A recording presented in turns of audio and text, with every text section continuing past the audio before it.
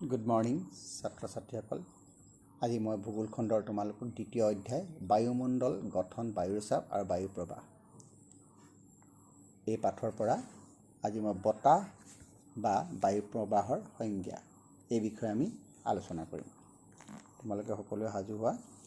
মই তোমালোকক পাঠদান দি গৈছোঁ, তোমালোকে বুজিবলৈ চেষ্টা কৰিবা। বায়ু বা বায়ু প্ৰবাহৰ সংজ্ঞা। সাধাৰণতে বায়ুমণ্ডলত বায়ু কেতিয়াও একেবাৰে স্থিৰ অৱস্থাত নাথাকে। স্থিৰ মানে গম পাইছা, একেদৰে স্থিৰ অৱস্থাত নাথাকে। সাধাৰণতে বায়ুমণ্ডলত বায়ু কেতিয়াও একেবাৰে স্থিৰ অৱস্থাত নাথাকে। বায়ুৱে গতি কৰিলে ইয়াক বতাহ বা বায়ু প্ৰবাহ বোলা হয়।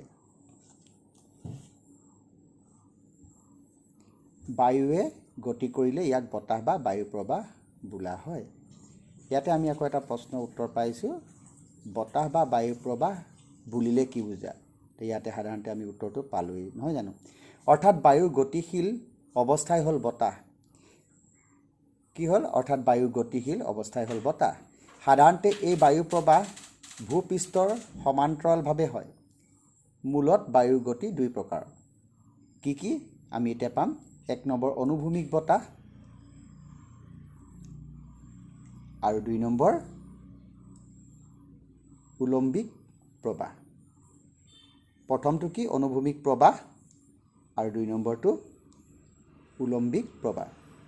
বতৰ বিজ্ঞানৰ মতে বায়ুৱে যেতিয়া ভূপৃষ্ঠৰ সমান্তৰালভাৱে গতি কৰে তেতিয়া তাকেই বতাহ বা বায়ু প্ৰবাহ বোলে। বায়ুৰ এই গতি সদায় অনুভূমিক।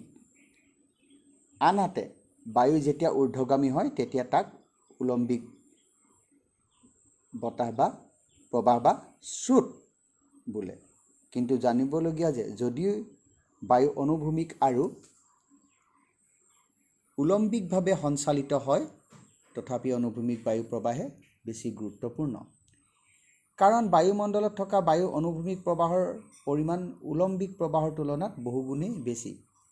অৱশ্যে আটাইতকৈ গুৰুত্বপূৰ্ণ কথা এই যে এখন ঠাইৰ বতৰ আৰু জলবায়ু সেই ঠাইখনত প্ৰবাহিত বতাহৰ বৈশিষ্ট্যৰ ওপৰতহে বাৰুকৈ নিৰ্ভৰ কৰে।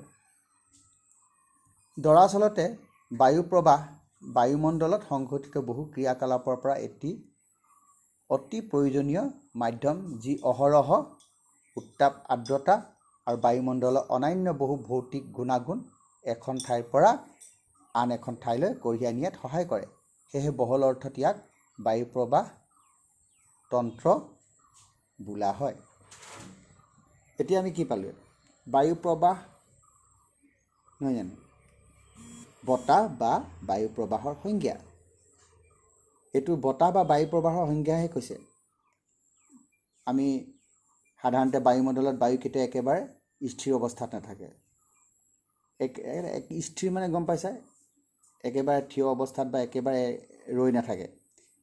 বায়ুৱে গতি কৰিলে ইয়াক বতাহ বা বায়ু প্ৰবাহ বোলা হয়।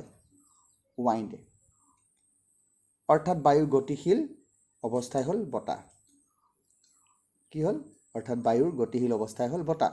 সাধাৰণতে এই বায়ু প্ৰবাহ ভূপৃষ্ঠৰ সমান্তৰালভাৱে হয়। মূলত বায়ুৰ গতি দুই প্ৰকাৰ, অনুভূমিক প্ৰবাহ হৰিজনেল ৱাইণ্ড আৰু 2 নম্বৰ উলম্বিক প্ৰবাহ ভাৰ্টিকেল ৱাইণ্ড।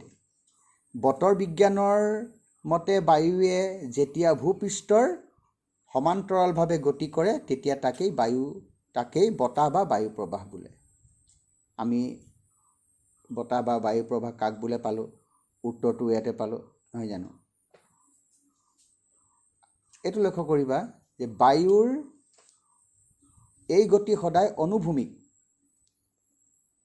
আনহাতে বায়ু যেতিয়া ঊৰ্ধ্বগামী হয় তেতিয়া তাক উলম্বিক প্ৰবাহ বা স্ৰোত বোলে, যাক ইংলিছত কোৱা হয় কাৰেণ্ট। বুজি পাইছে? এইটো চোৱা, উলম্বিক প্ৰবাহ কেতিয়া হয়? যেতিয়া বায়ু ঊৰ্ধ্বগামী হয়। বুজি পাইছে? এতিয়া মই তোমালোকক যিখিনি বতাহ বা বায়ুৰ সংজ্ঞাৰ বিষয়ে ক'লোঁ, এই পেৰেগ্ৰাফটো তোমালোকে খৰচি মাৰি পঢ়া। যিমানলৈকে পঢ়ালোঁ তোমালোকে সিমানলৈকে খৰচি মাৰি পঢ়া। দেখিবা, এয়া চোৱা, এই চিত্ৰখন লক্ষ্য কৰা। বায়ু উলম্বিক আৰু অনুভূমিক প্ৰবাহ। নিম্নচাপ উচ্চ বায়ুৰ উষ্ণ বায়ুৰ ঊৰ্ধ্বগামী গতি, উচ্চ চাপ চেঁচা বায়ুৰ নিম্নগামী গতি, উচ্চ চাপৰ পৰা নিম্নচাপ অঞ্চললৈ অনুভূমিক বায়ু প্ৰবাহ। এই চিত্ৰখন ভালদৰে লক্ষ্য কৰা আৰু মই য'লৈকে পঢ়ালোঁ তোমালোকে তাৰলৈকে ভালদৰে খৰচি মাৰি পঢ়া আৰু বুজিবলৈ চেষ্টা কৰা। বাকীখিনি আমি নেক্সট ক্লাছত আলোচনা কৰিম। ধন্যবাদ।